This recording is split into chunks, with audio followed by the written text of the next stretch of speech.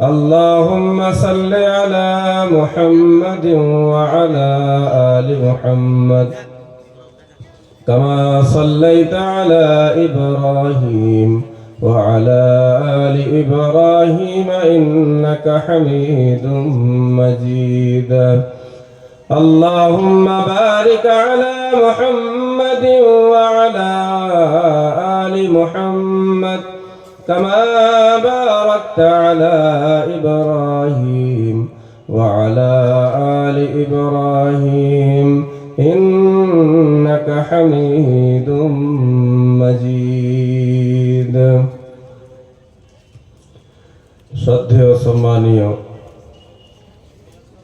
আজকের এই মহতী জলসার নির্বাচিত নির্ধারিত যোগ্যতম সভাপতি সাহেব, মুআজ্জাজ মুকাররম, মঞ্চে ও মঞ্চের বাইরে উপস্থিত সম্মানীয় ওলামায়ে কেরাম, সম্মুখ পানে অবস্থানরত সর্বস্তরের প্রাণপ্রিয় মুসলমান ভাইয়েরা, চাচারা, মুরব্বী বাবারা, পর্দার অন্তরালের আমার অত্যন্ত শ্রদ্ধেয় মা ও বোনেরা, সর্বপ্রথম শুকরিয়া আদায় করি সেই মহান রব্বুল আলামিনের দরবারে, যে মহান রব্বুল আলামিন অত্যন্ত দয়া করে, মায়া করে, ভালোবেসে আমাদেরকে জান্নাতের টুকরা বাগানে ওলামাদের মজলিসে আসার বসার সুযোগ দান করেছেন। তাই আমরা সকলেই সেই বিশ্ব প্রতিপালকের বিশ্ব দরবারে জবান ছেড়ে উচ্চস্বরে সমস্বরে কালিমাতুশ শুকর উচ্চারণ করি, বলি আলহামদুলিল্লাহ। তারপরে জানাই অগণিত দরুদ ও সালাম বর্ষিত হোক মহানবী, বিশ্ব নবী, নবী কুল শিরোমণি মা আমিনার লাল মরুর দুলাল আকাই নামদার তাজদারে মদিনা জনাবে মুহাম্মদুর রাসূলুল্লাহ সাল্লাল্লাহু আলাইহি ওয়াসাল্লামের প্রতি আমরা সকলেই মহব্বতের সাথে দরবারে রিসালাতে দরুদ শরীফের নজরানা পেশ করি। সকলেই বলি সাল্লাল্লাহু আলাইহি ওয়াসাল্লাম।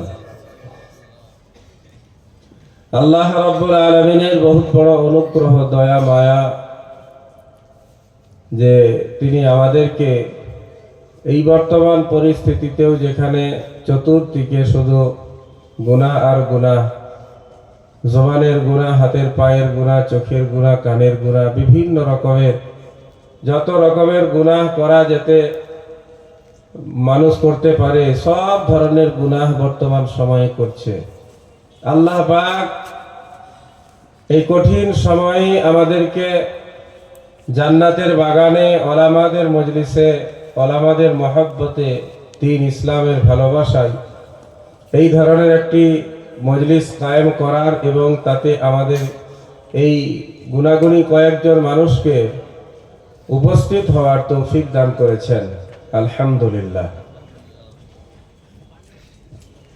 মজলিস কায়েম করা, আয়োজন করে দেওয়াটা কোনো বিচিত্র ব্যাপার নয়, বড় ব্যাপার নয়, বরং সব থেকে বড় কুরবানি হচ্ছে ওলামাদের মজলিসে এসে বসে যাওয়া, ওলামাদের কথাবার্তার কদর করা, কোরআন ও হাদিসের ব্যাখ্যার কদর করা, তাদের সোহবতে আসা, এটা হচ্ছে সব থেকে বড় জিনিস। আমি যখন থেকে এসেছি দেখছি বহু মানুষ, হাজার হাজার মানুষ রাস্তায় ঘুরে বেড়াচ্ছেন, ছেলে মেয়ে সব অবাধে ঘুরে বেড়াচ্ছে, কোনো বাধা নাই, কোনো রোক টোক নাই, কেউ বললেও শুনবে না। তা আজকের এই মজলিসের উদ্দেশ্য কিন্তু ওটা নয়, লাইট, প্যান্ডেল, মাইক বা দেশ বিদেশের বক্তা, এগুলি উদ্দেশ্য নয়। উদ্দেশ্য হচ্ছে আমাদের এবং যারা আজকের আয়োজক, এই ক্লাবের যুবক ভাইয়েরা, তাদের মূল উদ্দেশ্য হচ্ছে সমাজের পরিবর্তন, সমাজের মানুষকে সচেতন করা। আজকে বর্তমান সময়ে আমরা যে স্রোতে নিজেদেরকে ভাসিয়ে দিয়েছি, গুনাহের স্রোতে, শিরক বিদআতের স্রোতে, হিন্দুয়ানা রসম রেওয়াজের স্রোতে, সেই স্রোত থেকে ফিরে মূল স্রোতে ফিরে আসা, গুনাহের ট্র্যাক ছেড়ে দিয়ে, গুনাহের পথ ছেড়ে দিয়ে, আল্লাহর নাফরমানির পথ ছেড়ে দিয়ে আল্লাহর ফরমাবরদারির পথে ফিরে আসা। আল্লাহর আনুগত্যের পথে ফিরে আসা। আর আমি আপনি যখন আল্লাহর আনুগত্য করব, আমি আপনি যখন আল্লাহর ফরমাবরদারি করব, আল্লাহর বিধানাবলীকে ফলো করে জীবনযাপন করব, মুসলমান ভাইরা আমার, হযরত বলছিলেন যে কোন সরকার আমাদের ছোট হোক আর বড় হোক কোন রকমের কোন ক্ষতি সাধন করতে পারবে না। কিন্তু ব্যাপার হচ্ছে যে আমরা আজ আল্লাহকে ছেড়ে দিয়েছি, আল্লাহর ভয় আমাদের হৃদয় থেকে বেরিয়ে গেছে, ইসলামের মহব্বত ভালোবাসা আমাদের হৃদয় থেকে বেরিয়ে গেছে। আজ মুসলমানের যুবক, 100টা যুবককে যদি একটা লাইনে দাঁড় করানো হয় এবং তাদের এক একজনকে জিজ্ঞাসা করা হয় কোরআন পড়তে তুমি কি জানো, আমার মন বলে 95 জন বলবে আমার জানা নেই।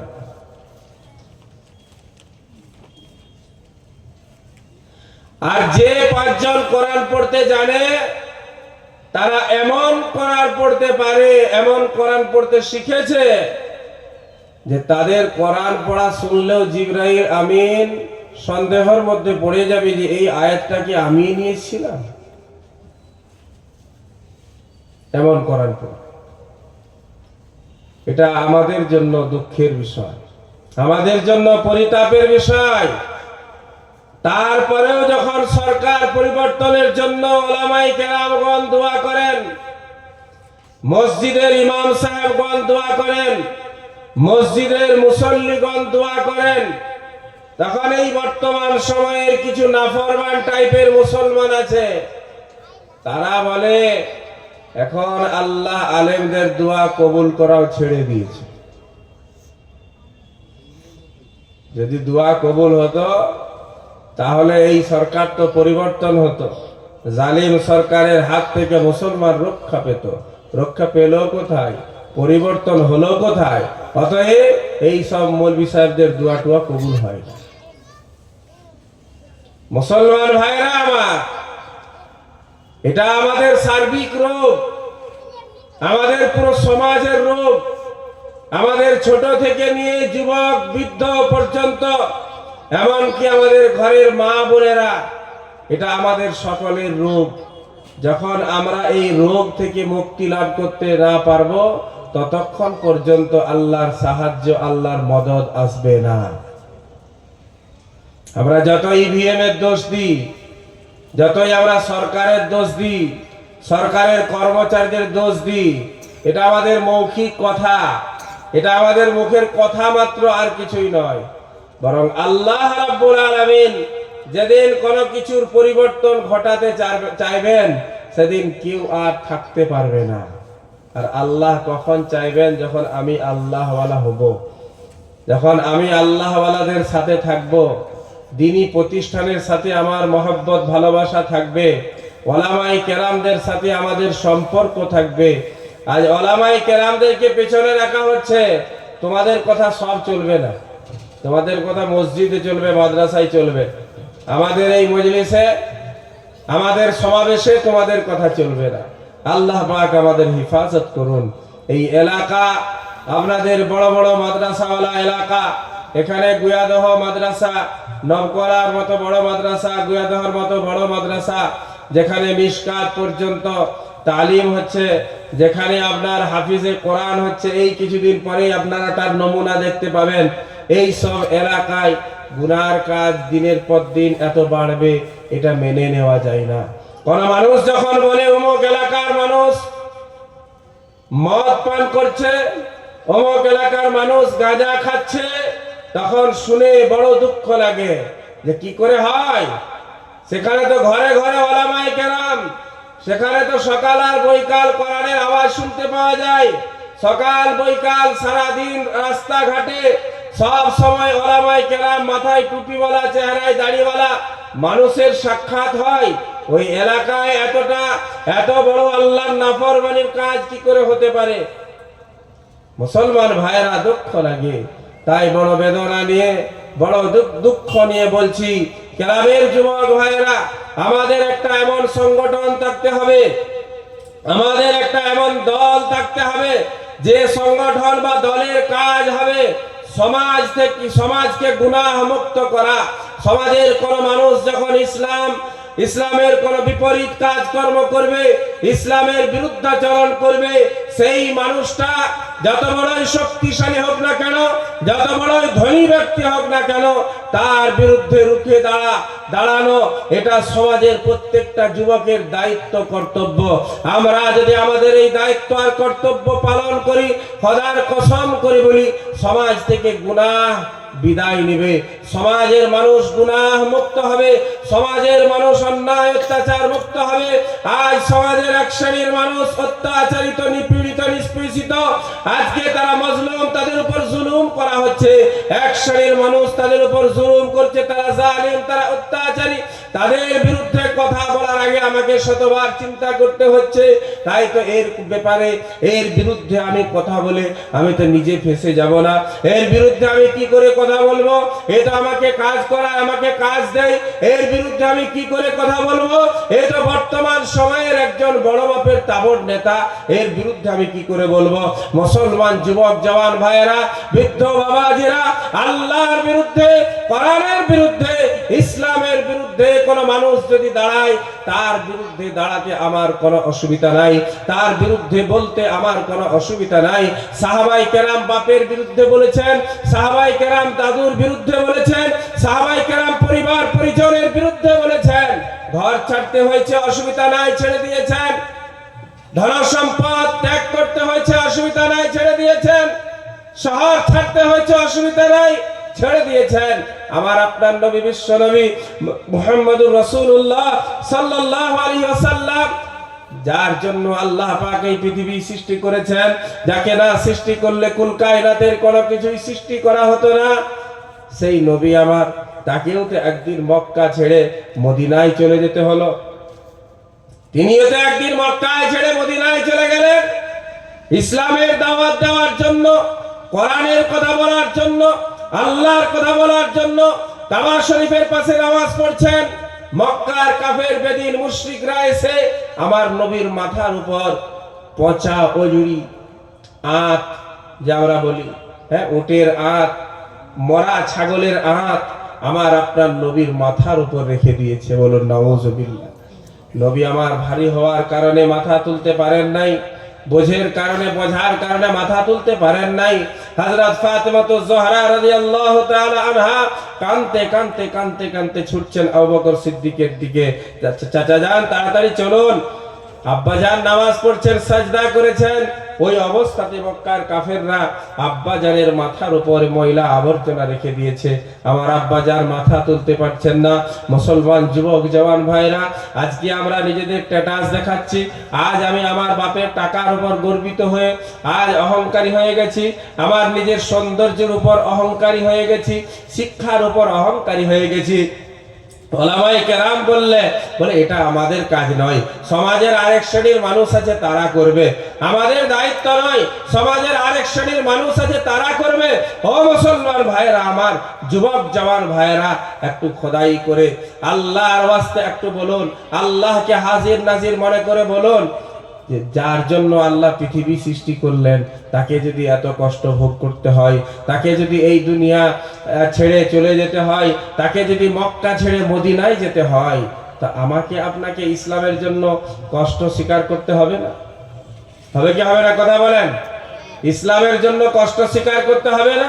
আমি জালিমের বিরুদ্ধে কথা বলবো, সে চুমু খাবে, এটা তো হতে পারে না।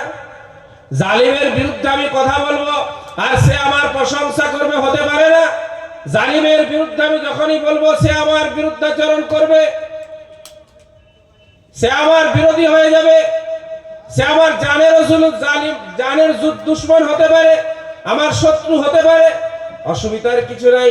আল্লাহ পাক বলেছেন, ও পৃথিবীর মানুষেরা শোনো, আমি হচ্ছি ইজ্জতের মালিক, সম্মানের মালিক। মালিকাল মুলক তুতিল মুলকা মান তাশা ওয়া তানজিউল মুলকা মিম্মান তাশা ওয়া তুইজ্জু মান তাশা ওয়া তুযিল্লু মান তাশা বিয়াদিকাল খায়র ইন্নাকা আলা কুল্লি শাইইন কাদির। ইজ্জত সম্মান সবকিছুর মালিক হচ্ছেন একমাত্র আল্লাহ। আল্লাহ হচ্ছেন হায়াতের মালিক, মওতের মালিক। দুনিয়ার সামান্য কদিনের এই নেতা নেত্রী, এরা আমার হায়াত মওতের মালিক নয়। এরা আমার রিজিকের মালিক নয়, এরা আমাকে ক্ষুধার্ত রাখার বা উদার পূর্তি করার এরা আমার মালিক নয়। এরা সামান্য কদিনের মালিকানা আল্লাহ দিয়েছে, এরপর আবার একদিন এই সব কিছু ছেড়ে দিয়ে চলে যেতে হবে। ফেরাউন এসেছিল পৃথিবীর বুকে, নমরুদ এসেছিল, হামান সাদ্দাদ এসেছিল, উতবা সাইবা আবু জেহেল এসেছিল, সব চলে গেছে। আজকে আর কেউ নাই। আপনি তাদের খোঁজ নেন, খবর নেন, দেখবেন আপনি কাউকে পাবেন না। সব চলে গেছে, কবরে মিশে গেছে, তারা মাটির সাথে মাটি হয়ে গেছে। মুসলমান যুবক জওয়ান ভাইরা, আমাদেরকে অন্যায়ের বিরুদ্ধে রুখে দাঁড়াতে হবে, মদখোরের বিরুদ্ধে রুখে দাঁড়াতে হবে, লটারি ব্যবসায়ীদের বিরুদ্ধে রুখে দাঁড়াতে হবে। মুসলমানের যুবক ছেলেরা যদি জুয়াচোর হয় তাদের বিরুদ্ধে আমাকে রুখে দাঁড়াতে হবে।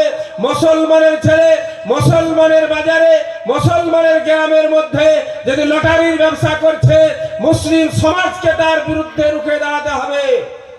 যদি দাঁড়াই, কাল কিয়ামতের দিনে আমি বেঁচে যেতে পারবো। আর যদি তার বিরুদ্ধে আমি কথা বলতে না পারি, খোদার কসম করে বলি, আল্লাহ রাব্বুল আলামিন কালকে আমাকে ছাড়বেন না।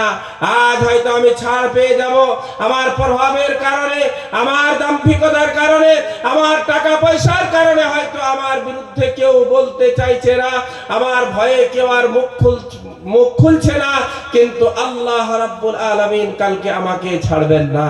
আল্লাহর কাছে আমাকে জবাবদিহি করতে হবে, আল্লাহর কাছে আমাকে উত্তর দিতে হবে। আমি সমাজের একজন আলেম, আমি সমাজের একজন পণ্ডিত, আমি সমাজের একজন জামাতের সাথী, আমি সমাজের একজন ভালো বিশিষ্ট নামাজি। পাঞ্জেগানা নামাজ আমার মিস নাই, আমার কাজা নাই, কিন্তু আমার দোকানের পাশেই একটা দোকান মুসলমানের ছেলে খুলেছে, যে দোকানটাই কোনো খাবার সামান আদি বিক্রি হচ্ছে না, যে দোকানটায় কোনো আমার ছেলে মেয়েদের খেলাধুলার কোনো সামান আদি বিক্রি হচ্ছে না, বরং যে দোকানটায় সারা দিন লটারির টিকিট বিক্রি হচ্ছে। ক্রেতা মুসলমান, বিক্রেতা মুসলমান, ব্যবসায়িক মুসলমান আর খরিদ্দার মুসলমান। এটা আমাদের জন্য লজ্জার বিষয়, এটা আমাদের জন্য লজ্জার বিষয়। আমাদের মাথা নত হয়ে যাওয়ার মতো এটা ব্যাপার। ও মুসলমান যুবক ভাইরা, ক্লাবের যুবক ভাইরা, জলসা করানোটা বড় সহজ। কিছু টাকা কালেকশন করে নেবেন, দু একজন বড় বড় বক্তা নিয়ে চলে আসবেন, একটা হ্যান্ডবিল ছাপিয়ে দিবেন, বিলিয়ে দিবেন, দেখবেন মানুষের সমাগম হবে, মানুষের জমায়েত হয়ে যাবে। কিন্তু অন্যায়ের বিরুদ্ধে কথা বলাটা বড় কঠিন বিষয়। অন্যায়ের বিরুদ্ধে রুখে দাঁড়ানো বড় কঠিন। আজ আমরা রুখে দাঁড়াইনি বলেই, অন্যায়কারীর বিরুদ্ধে কথা বলতে পারি নাই বলেই আজ আমাদের সমাজে তালাকের কথা দিনের পর দিন এই যে তালাকের একটা সিস্টেম, এটা দিনের পর দিন বাড়ছে, তালাক বাড়ছে। সারা দিনে সে পেরেশান হয়ে 200, 250, 300, 500 টাকা বড় জোর রোজগার করেছে, লটারিওয়ালাকে এসে 250 দিয়ে দিয়েছে, ঘর খরচা 100 থেকে 150 শেষ, টাকা পয়সা থাকবে কোথায়? এ নিজে অশান্তি ভোগ করছে, যে কারণে দিনের পর দিন তালাক বাড়ছে। সেদিন একটা ফোন এসছে, বলছে বিবিকে আর কি করে রাগের মাথায় আর ইয়ার কি মনে করে 3 তালাক দিয়ে দিয়েছে। বলি কেমন করে দিয়েছে? বলছে তোকে 1 তালাক, 2 তালাক, 3 তালাক, মোবাইলে আমার রেকর্ডিংটাও আছে। 3 তালাক দিয়েছে বলে কি হবে? আমি বলে ওকে জামাতে চলে যেতে বলো সারা জীবনের জন্য, জীবন চিল্লায় চলে যেতে পারো। দ্বিতীয়বার ওই মেয়েকে আর বিবাহ করতে পারবে না। কিন্তু সমাজের মানুষ তো বড় অবাধ্য, বড় নাফরমান। গ্রামের মৌলভী সাহেব যখন ফাতোয়া দিয়েছে ও জায়েজ নয়, তখন এরা দেখছে কোথায় সদর কাজী পাওয়া যাবে, সরকারি কাজীর কাছে গেছে। সে সরকারি কাজী এখন খাতায় কাগজে লিখিত আকারে তাকে দিয়েছে। সে দেখে বলছে এক কাজ করো, তোমরা এই পেছন সাইডে লিখে দাও যে ওই বউকে যদি আমি না পাই তাহলে বিষ খেয়ে মরব, গলায় দড়ি নিয়ে নিব। কাজী শিখিয়ে দিচ্ছে, 5000 টাকা লাগবে, ফাতোয়া দিব। আর এই ব্যাক সাইডে তুমি লিখে দাও যদি ওই বউকে আমি না পাই তাহলে আমি গলায় দড়ি নিব। বাস যেই লিখেছে আমি ওই বউকে না পেলে গলায় দড়ি নিয়ে নেবো। কাজী বলছে নিরুপায় আমি ফাতোয়া দিতে বাধ্য হয়েছি, ও ওই মেয়েকে পুনরায় বিবাহ করতে পারবে। 3-4টা ছেলের বাপ হয়ে গেছে এইরকম ঘটনার পরে। আর ওই ছেলেটা একদিন যে মসজিদের ইমাম হবে, যদি মাদ্রাসায় পড়ে, ওই ছেলেটা কিছু না হোক একদিন এই যে সরকারের নেতা তো হবেই হবে, ও একদিন সমাজের নেতা হবে, এই সমাজটাকেও পরিচালনা করবে। আজকে বর্তমান সময়ে যারা ওলামায়ে কেরামদের বিরুদ্ধে কথা বলে, যারা হাফিজ সাহেবদের বিরুদ্ধে কথা বলে, মসজিদের ইমামদের বিরুদ্ধে যারা কথা বলে, আমি বলছি না, বরং হাদিস বলছে, কোরআন বলছে, ওই ব্যক্তির জন্মের দোষ আছে। যার জন্ম ঠিক হবে সে কখনো আলেমের বিরুদ্ধে কথা বলবে না। যার জন্ম ঠিক হবে সে কখনো আম্বিয়ায়ে কেরামদের বিরুদ্ধে কথা বলবে না। আর আম্বিয়ায়ে কেরাম তো বর্তমান সময়ে আর আসবেন না। আম্বিয়ায়ে কেরাম আসার, নবী আসার, রাসূল আসার সিলসিলা একেবারে বন্ধ হয়ে গেছে। আনা খাতামুন নবিয়্যিন আলা নাবিয়্যা বাদি, আমি হচ্ছি শেষ নবী, আমার পর আর কোন নবী আসবেন না। তো নবী আসার রাস্তা বন্ধ। আল্লাহর রাসূল সাল্লাল্লাহু আলাইহি সাল্লাম বলেন, আনা খাতামুন নবিয়্যিন আলা নাবিয়্যা বাদি, আমি হচ্ছি শেষ নবী, আমার পর আর কোন নবী আসবেন না। কিন্তু আমার পরে নবী আসবেন না, নবীর ওয়ারিস আসবে, নবীর খলিফা আসবে, নবীর নায়েব আসবে। নায়েবে নবীরা কিয়ামত পর্যন্ত আসবে। আর নায়েবে নবী কারা? নবীজি সাল্লাল্লাহু আলাইহি সাল্লাম বলেন, আল উলামা ওয়ারাসাতুল আম্বিয়া, উলামায়ে কেরাম হচ্ছেন আম্বিয়া গণের ওয়ারিস। উলামায়ে কেরাম হচ্ছেন আম্বিয়ায়ে কেরাম গণের উত্তরাধিকারী। উত্তরাধিকার সূত্রে, ওয়ারাসাত সূত্রে তারা আম্বিয়ায়ে কেরামদের কাছ থেকে কি পেয়েছেন? টাকা পয়সা পাননি, সোনা রূপা পাননি, গহনা পাননি, ধন দৌলত নয়, বরং আম্বিয়ায়ে কেরামদেরকে আল্লাহ পাক যে জ্ঞান, যে যোগ্যতা, যে শিক্ষা দিয়ে দুনিয়ায় প্রেরণ করেছিলেন, আম্বিয়ায়ে কেরামদের কাছ থেকে উলামায়ে কেরাম ওই শিক্ষাটুকুই পেয়েছেন।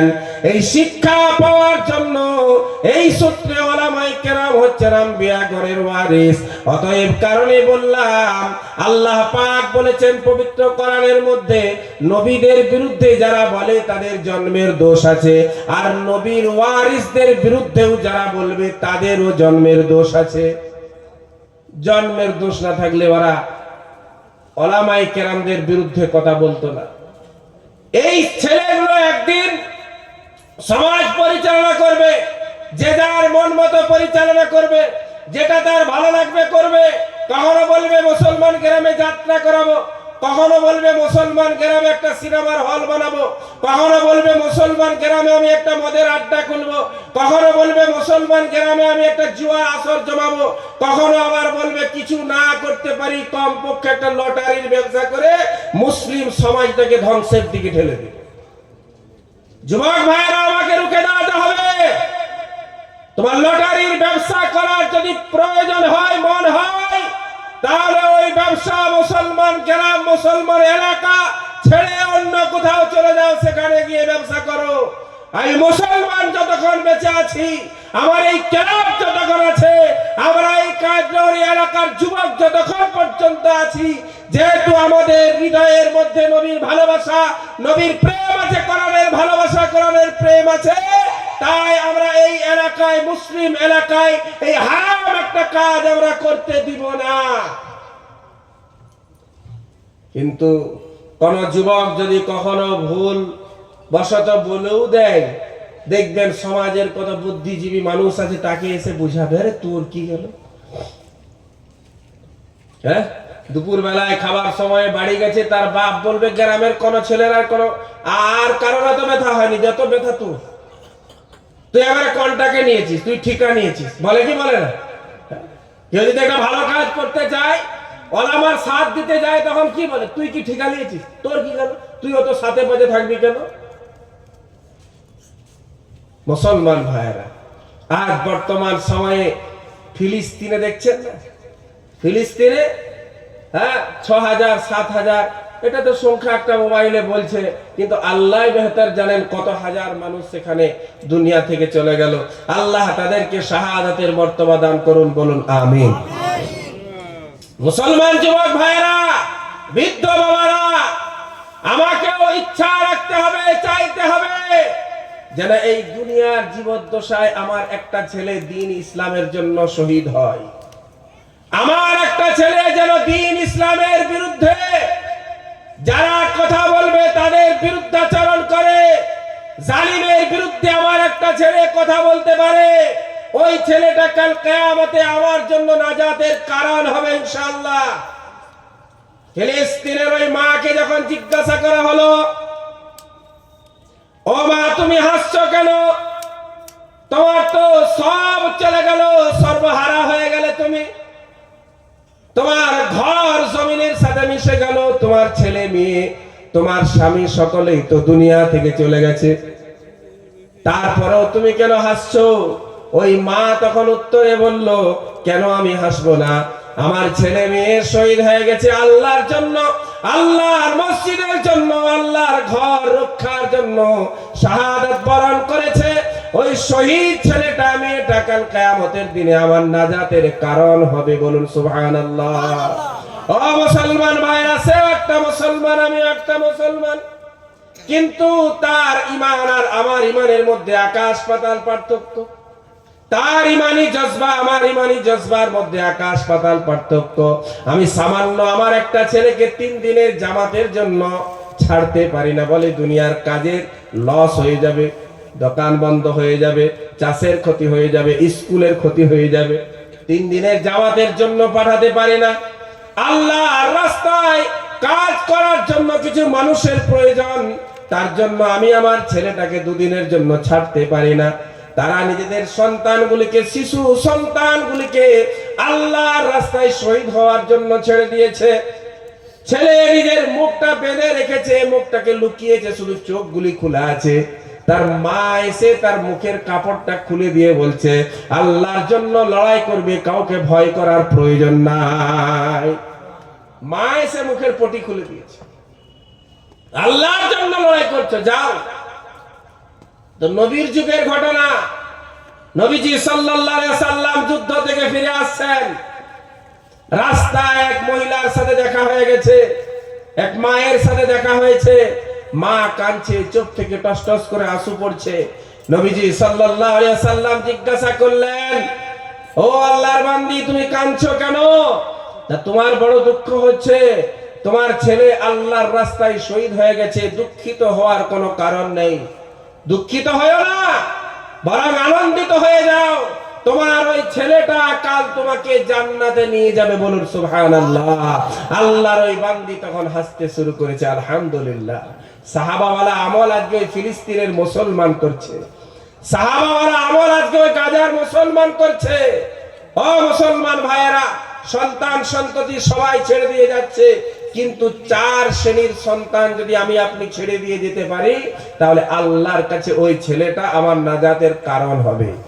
এই 4টার মধ্যে যে কোনো একটা পথ আমরা বেছে নেব ইনশাআল্লাহ।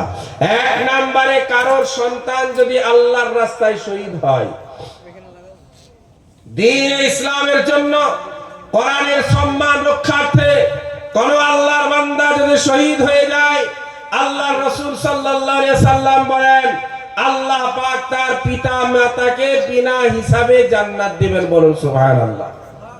তার পিতা মাতাকে বিনা হিসাবে জান্নাত দিবেন, যার সন্তান আল্লাহর রাস্তায় শহীদ হয়ে গেছে। 1 নাম্বার, যদি পারি তাহলে আমি আমার ছেলেটাকে আল্লাহর জন্য কুরবান করব, দ্বীন ইসলামের জন্য কুরবান করব। 2 নাম্বার কাজ হচ্ছে, যদি আমি আমার ছেলেটাকে এটাও বানাতে পারি, এই গুণে তাকে গুণান্বিত করতে পারি, সেই গুণটা হলো ছেলেটাকে হাফিজে কোরআন বানিয়ে দেওয়া কিংবা আলিমে দ্বীন বানিয়ে দেওয়া। যদি আমি আমার ছেলেটাকে হাফিজ বা আলিম বানাতে পারি, আল্লাহর রাসূল সাল্লাল্লাহু আলাইহি সাল্লাম বলেন, কাল কিয়ামতের দিনে ওই একজন হাফিজে কোরআন, একজন আলিমে দ্বীন তার পিতা মাতা সহ 10 জনকে জাহান্নাম থেকে বের করে জান্নাতে নিয়ে যাবে, বলুন সুবহানাল্লাহ। এলাকায় মাদ্রাসা আছে কাজডহরি মাদ্রাসা, কাজডহরি মাদ্রাসায় বলছে কতজন ছেলে মেয়ে পড়ালেখা করে, ছেলে না বলছে 200-250 ছেলে পড়ালেখা করে। এই 200-250-র মধ্যে কাজডহরির কতজন আছে, বলছে ওই একটা আর নেই। নবগলার কতগুলি আছে, বলছে কই বেশি নেই। সকালে মক্তব আকারে আসে, পড়ালেখা করে চলে যায়। বাইরের ছেলেরা আলেম হলো, হাফেজ হলো।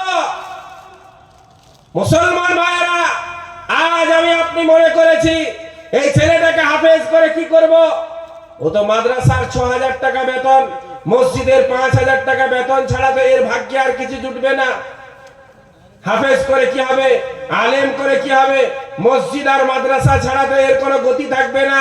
বরং ছেলেটাকে ইঞ্জিনিয়ার বানাই, ছেলেটাকে ডাক্তার বানাই, ছেলেটাকে প্রফেসর বানাই, আমার লাভ হবে, দুনিয়ার জীবনটা আমার সুখের হবে। ও মুসলমান ভাইরা, দুনিয়ার জীবনটা সুখের হবে, কিন্তু আখিরাতে তো তার কারণে আমি কিছুই পাবো না।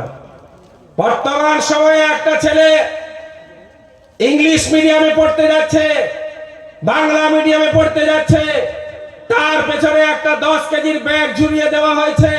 মাসে তার জন্য তার গার্জেন 600, 700, 1000, 2000, 2500 পর্যন্ত খরচ করছে।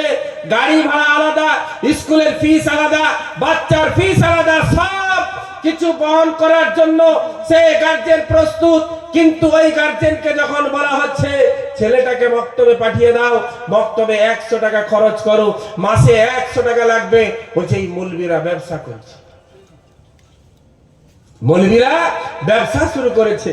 মক্তব নয় না, মৌলবীরা দেখছে আর কোথাও কোনো রাস্তা নেই, তাহলে কি করে একটা মক্তব করা, না মক্তবে ছেলে মেয়েদেরকে পড়া।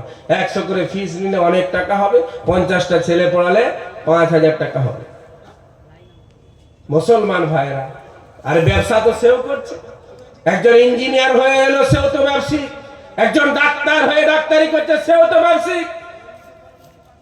সবাই তো ব্যবসা করছে।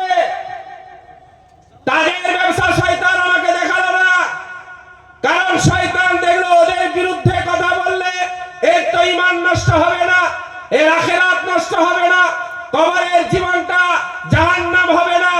বরং একে বলাতে হবে, ওলামাদের বিরুদ্ধে বলাতে হবে, মাদ্রাসার বিরুদ্ধে বলাতে হবে, মক্তবের বিরুদ্ধে বলাতে হবে। মক্তব মাদ্রাসা ওলামাদের বিরুদ্ধে বললে এর জীবন নষ্ট হবে, এর আখিরাত নষ্ট হবে, কবরের জীবন নষ্ট হয়ে যাবে, হাসরের জীবনটা নষ্ট হয়ে যাবে, ঈমান নষ্ট হয়ে ঈমান হারা হয়ে দুনিয়া থেকে যাবে। ওখানে যেহেতু ঈমানের সাথে কোনো সম্পর্ক নাই, এজন্য শয়তান ওখানে কোনো তশকিল করে না। আর এই মক্তব মাদ্রাসার ব্যাপারে শয়তানের যেহেতু এখানে লাভ আছে, এই জন্য শয়তান আল্লাহর কাছে ওয়াদা করে এসেছিল, লাউগবিয়ান্নাহুম আজমাইন, সবকে আমি ধ্বংস করে দিব। ফবে ইজ্জাতিকা লাউগবিয়ান্নাহুম আজমাইন। আল্লাহ তোমার রুবুবিয়তের কসম, তোমার ইজ্জত সম্মানের কসম, যে আদমের জন্য আজকে আমি বিতাড়িত হলাম, যে আদমের জন্য আমি আজকে পথভ্রষ্ট হলাম, যে আদমের জন্য আমি চিরতরে জাহান্নামী হলাম, আল্লাহ আমি ওই আদমের সন্তানকে জান্নাতে যেতে দিব না, বরং ওই আদমের সন্তানকে আমি সবকে জাহান্নামে নিয়ে এসে করে দিব। শয়তানের এখানে লাভ আছে। এজন্য দেখবেন বেশ কিছু মানুষ, তাদের কাজ কিছু নেই, শুধু মৌলবীর বিরুদ্ধে বলা, মাদ্রাসা মক্তবের বিরুদ্ধে বলা, মক্তবের শিক্ষার বিরুদ্ধে বলা। যাই হোক, আমি বলছিলাম যদি আমি আমার ছেলেটাকে হাফেজ বানাতে পারি, আলেমে দ্বীন বানাতে পারি, তাহলে অবশ্যই ওই ছেলেটা কাল কিয়ামতের দিনে আমার জন্য আল্লাহর দরবারে সুপারিশ করবে। কুল্লুহুম কাদ ওয়াজাবাত লাহুমুন নার, যাদের জন্য জাহান্নামের আগুনটা আল্লাহ ওয়াজিব করে দিয়েছিলেন, এই রকম 10টা মানুষকে সে আল্লাহর হুকুমে, আল্লাহর অনুমতি ক্রমে জাহান্নামের আগুন থেকে বের করে জান্নাতের মধ্যে প্রবেশ করাবে। 3 নাম্বার, কোন সন্তান? নবীজি সাল্লাল্লাহু আলাইহি সাল্লাম বলেন 3 নম্বরে হচ্ছে ওই সন্তান মা বাপের জান্নাতের কারণ হবে যে সন্তান নাবালক অবস্থায় মারা গেছে। বালেগ হওয়ার আগে যে সন্তান মারা গেছে, বালেগ হওয়ার আগে যে সন্তান মৃত্যুবরণ করেছে, আল্লাহ পাক ওই সন্তানের কারণে তার পিতামাতাকে জান্নাত দান করবেন, বলুন সুবহানাল্লাহ। 4 নম্বরে আর একটা সন্তান, আর একটা ছেলে আর একটা মেয়ে, যারা পিতামাতার জন্য জান্নাতের কারণ হবে কিয়ামতের দিনে আল্লাহর দরবারে, পিতামাতার পক্ষ থেকে পিতামাতার হয়ে সুপারিশ করবে আল্লাহর দরবারে, তারা কারা? না নবীজি সাল্লাল্লাহু আলাইহি ওয়াসাল্লাম বলেন তারা হচ্ছে ওই সমস্ত সন্তান সন্ততি যাদেরকে আল্লাহ পাক পাগল বানিয়েছেন, যারা বিবেকহীন, বিবেক বুদ্ধি যাদের নেই, যারা পাগল, যারা দুনিয়া সম্পর্কে ওয়াকিবহাল নয়, দুনিয়াকে বুঝেই না, কোনো কিছু বুঝে না, আল্লাহ পাক ওই সন্তানের ওসিলাতেও তার পিতামাতাকে জান্নাতবাসী করবেন, বলুন সুবহানাল্লাহ।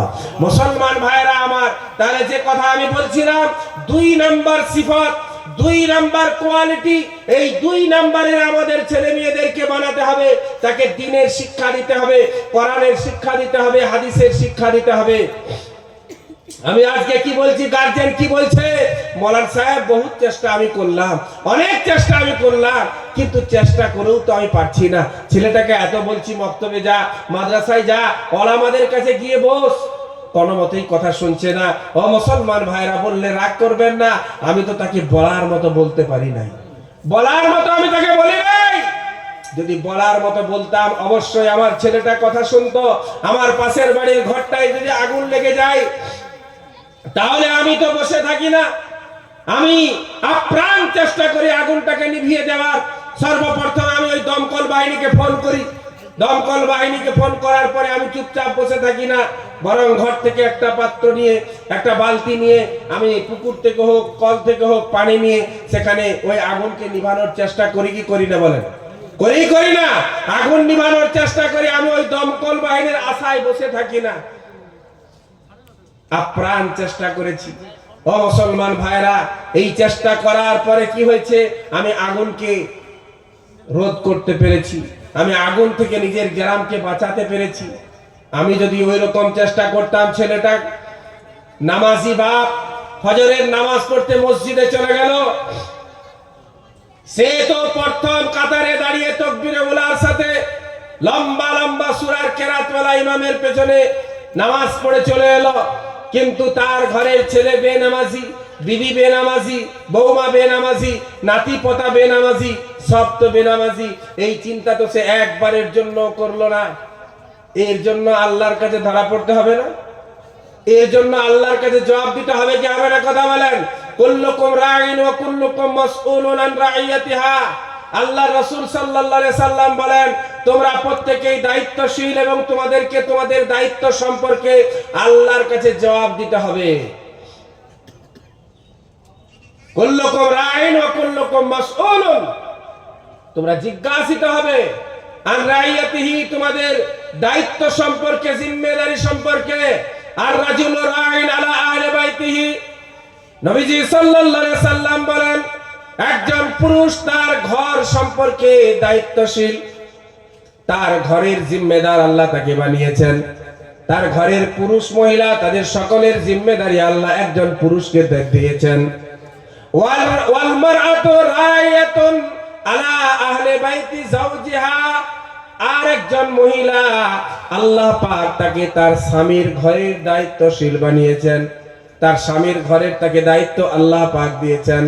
অর্থাৎ একজন পুরুষ সেও আল্লাহ রাব্বুল আলামিনের কাছে তাকেও জবাব দিতে হবে, আর একজন মহিলা তাকেও আল্লাহ রাব্বুল আলামিনের কাছে জবাব দিতে হবে। ওগো আল্লাহ, আমাকে তুমি 4টা সন্তান দিয়েছিলে, 4টা মেয়ে দিয়েছিলে, 4টা ছেলে দিয়েছিলে, তার কোনো একজনও নামাজ পড়ে নাই। আল্লাহ পাক বলবেন, কেন পড়ে নাই? তুমি কি চেষ্টা করেছিলে? সে বলবে, হ্যাঁ হ্যাঁ আমি চেষ্টা করেছিলাম। এই জবান তো সেদিনও মিথ্যা কথা বলার চেষ্টা করবে, কিন্তু মিথ্যা কথা বলে তো সেখানে পার হওয়া যাবে না। আল্লাহ তো জবানকে বন্ধ করে দিবেন। হাত বলবে, পা বলবে, জমিন বলবে, এই মানুষের বিরুদ্ধে জমিন কথা বলবে, তার শরীরে এই চামড়া কথা বলবে। যুবক জওয়ান ভাইরা, গার্জেনরা, আজকে যারা এই মজলিসের মধ্যে উপস্থিত আছেন, যারা বাড়ি থেকে শুনছেন, প্রত্যেকে একটু দায়িত্ব নিই নিজেদের ছেলে মেয়েদের ব্যাপারে। ছেলেটার ব্যাপারে একটু দায়িত্ব নিই, মেয়েটার ব্যাপারে একটু দায়িত্ব নিই, অন্যথায় কাল কিয়ামতের দিনে আমাকে ধরা পড়ে যেতে হবে।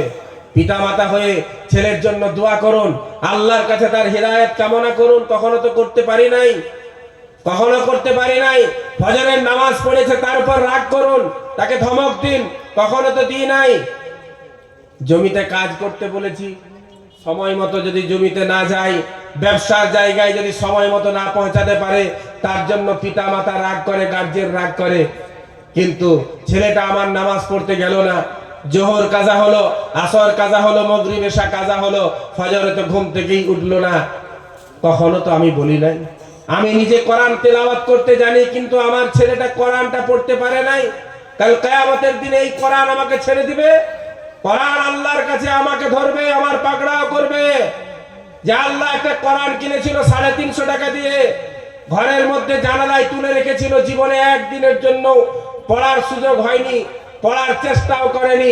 এই কোরআনের বদদুয়ার কারণে, কোরআনের অভিযোগের কারণে আমার জাহান্নাম ছাড়া কোনো গন্তব্যস্থল আমি আর পাবো না সেদিন। তাই এটা গনিমত মনে করুন, এটা একটা সুবর্ণ সুযোগ মনে করুন যে এলাকায় একটা মাদ্রাসা আছে এবং এলাকায় বিভিন্ন জায়গায় মক্তব চলছে। 17 এলাকায় মক্তবের খুব জোর মেহনত চলে।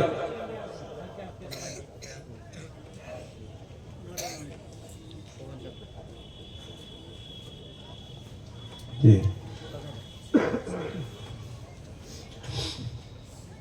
17 এলাকা, এই গুয়াদহ বলুন, নবগলা বলুন, এই এলাকায় মক্তবের বড় মেহনত চলছে। তা আমরা যদি একটু সচেষ্ট হয়, তাহলে ছেলেটাকে মক্তবের শিক্ষা দিয়ে দিলে কালচারটা যখন আমি তাকে দিয়ে দিব, সে অবশ্যই নামাজি হবে, সে বেনামাজি হবে না, তার কাছে কোরআনের আলো জ্বলবে।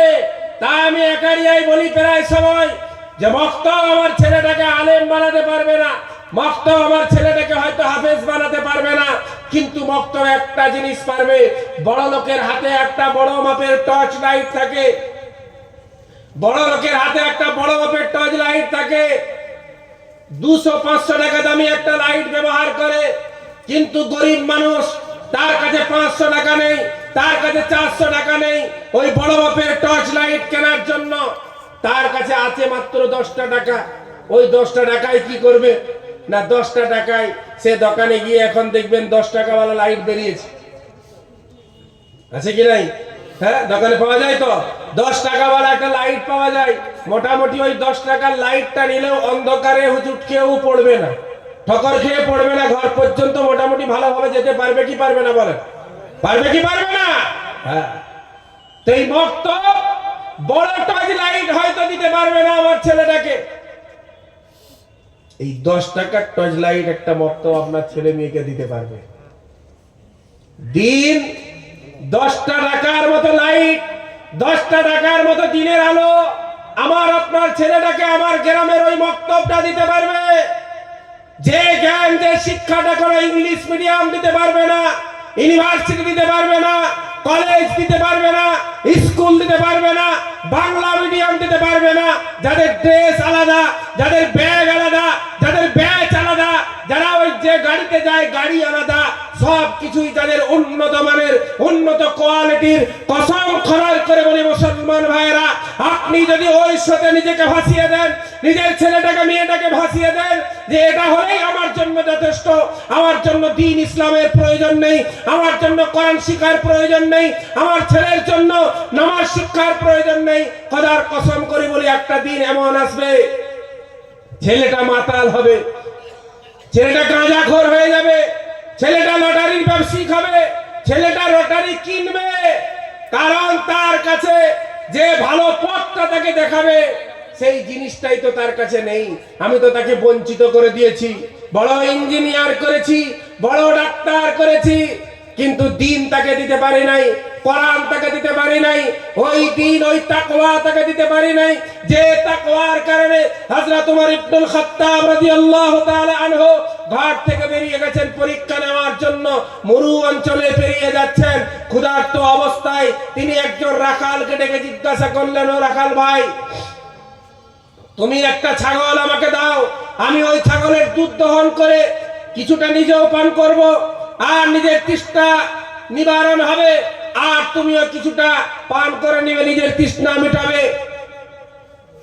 তখন ওই রাখাল উত্তর দিল, ছাগল তো আমার নয়, ছাগল তো আমার মালিকের, হযরত ওমর ইবনুল খাত্তাব রাদিয়াল্লাহু তাআলা আনহু অর্ধ জাহানের খলিফা, অর্ধেক পৃথিবীর উপর যিনি রাজত্ব চালিয়েছিলেন, অর্ধেক পৃথিবী যিনি শাসন করেছিলেন, সেই ওমর ইবনুল খাত্তাব রাদিয়াল্লাহু তাআলা আনহু আল্লাহর ভয় ছিল, জাহান্নামের ভয় ছিল, ইসলামের ভালোবাসা ছিল, তাকওয়া ছিল, যে কারণে থরথরে সে ঘর থেকে বেরিয়ে গেছেন পরীক্ষা নেওয়ার জন্য। সমাজের মানুষ কি করছে, সমাজের মানুষ কোন পথে চলছে দেখার জন্য বেরিয়েছেন। আজ বর্তমান সময়ের নেতা নেত্রীদের কথা ভাইরা আমার বলছি বলে রাগ করবেন না, এটা হচ্ছে আমাদের বর্তমান সময়ের বাস্তব চিত্র। এমন একটা নেতা হয়েছে যে নেতার পাওয়ার তো বেশি পাওয়ার নয়, কলকাতা নবান্নে গিয়ে মমতার সাথে কথা বলবে এমন পাওয়ার নয়, ওই কি নামটা ওর ভাইপোর সাথে কথা বলবে এমন পাওয়ারও পায়নি, ফেরাদ হাকিমের সাথে দেখা করবে সে পাওয়ারও সে পায়নি।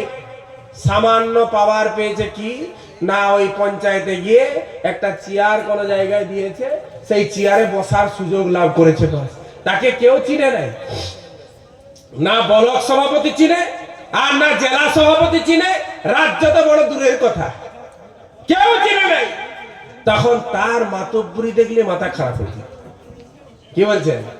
হ্যাঁ, তার বেশভূষা দেখলে মাথা খারাপ হয়ে যাবে। সে তো মনে করছে এখন আমি আসমানে উঠছি, আমি তো আর জমিনে চলি নাই। মুসলমান ভাইরা, ইসলাম নাই, কোরআন নাই, আল্লাহর ভয় নাই, তাকওয়া নাই, যে কারণে আজকে আমার সমাজের একটা নেতা হচ্ছে নেতা সামান্য টাকাওয়ালা, সামান্য যোগ্যতাওয়ালা, সামান্য সম্মানের একটা নেতা হয়, সেই নেতা কাউকে পরিচয় দেয় না, কারোর সাথে কথা বলতে চায় না, আবার সকাল বিকাল 10 জনকে বলে বেড়ায় এই আমাকে চিনিস, কি করতে পারি জানিস, আমার এক ফোনে এখনই পুরো এই কি বলে থানার সব পুলিশ কাজডহরিতে হাজির হয়ে যাবে। অহংকার দেখিয়ে বলে। ওমর ইবনুল খাত্তাব রাদিয়াল্লাহু তাআলা আনহু অর্ধ জাহানের খলিফা, অর্ধ জাহান যিনি, পৃথিবীর অর্ধভাগ যিনি শাসন করেছেন, ক্ষমতা যিনাকে আল্লাহ দান করেছিলেন, এবং যার জন্য আল্লাহর রাসূল সাল্লাল্লাহু আলাইহি সাল্লাম বলেছিলেন লাউ কানা বাদি নবিয়্যুন লাকানা ওমর, আমার পরে কেউ যদি নবী হতো তাহলে হতো সে ওমর। এই ওমরের মতো সাহাবা, মুসলিম জাহানের দ্বিতীয় খলিফা, ওই রাখালকে বলল ঠিক আছে ছাগলের মালিক তুমি নও, তোমার মালিক ছাগলের মালিক ঘরে আছে, এক কাজ করো একটা ছাগল আমাকে বিক্রি করে দাও, আর মালিককে গিয়ে বলবে বাঘে খেয়ে নিয়েছে। মালিককে দেখে বসে আছে, সে তো ঘরে আছে, তোমাকে তো দেখতে পাচ্ছে না। একজন রাখাল, সামান্য রাখাল, লোকের ছাগল চড়ায়, হ্যাঁ, আমাদের মতো টাকাওয়ালা ছিলেন না, আমাদের মতো জ্ঞানী পণ্ডিত স্কুল কলেজের শিক্ষিত ছিলেন না, শিক্ষিতা ছিলেন না, একজন সামান্য রাখাল। তার উত্তরটা শুনুন।